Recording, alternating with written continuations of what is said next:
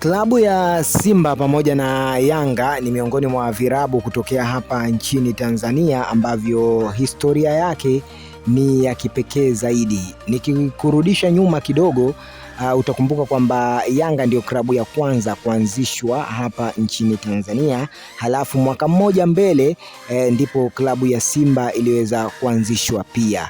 Sasa swala la timu hizi mbili kuwa kama watani wa jadi lakini pia na wapinzani wa muda mrefu limejenga mafanikio na chachu ya maendeleo makubwa katika kutengeneza competition baina ya Simba pamoja na Yanga.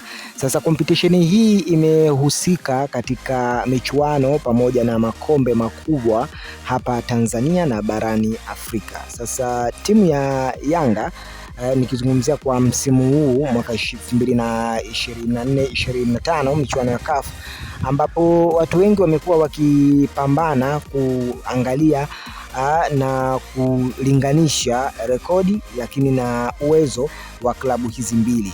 Sasa hivi Yanga na Simba kumeonekana kama kuna majambo hayajakaa sawa. Sasa miongoni mwa makocha wakubwa hapa Afrika kutokea virabu vya soka vikubwa ameeleza kwa namna yake ambavyo amezoea kuona klabu ya Simba pamoja na Yanga vikichuana vilivyo katika michuano mbalimbali ya CAF pamoja na makombe makubwa barani Afrika.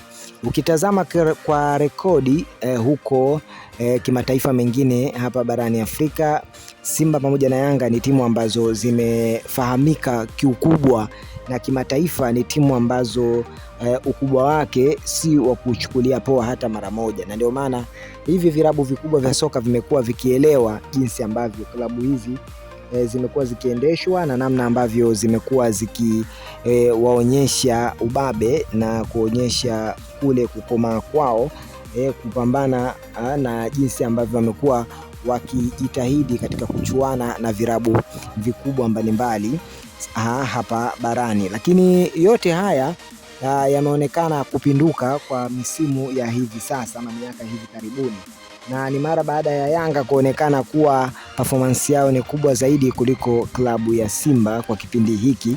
Ndio maana kumekuwa na mabadiliko makubwa sana, kwa sababu ukiangalia jinsi miundombinu na performance ya Yanga imekuwa ni ya tofauti na Simba.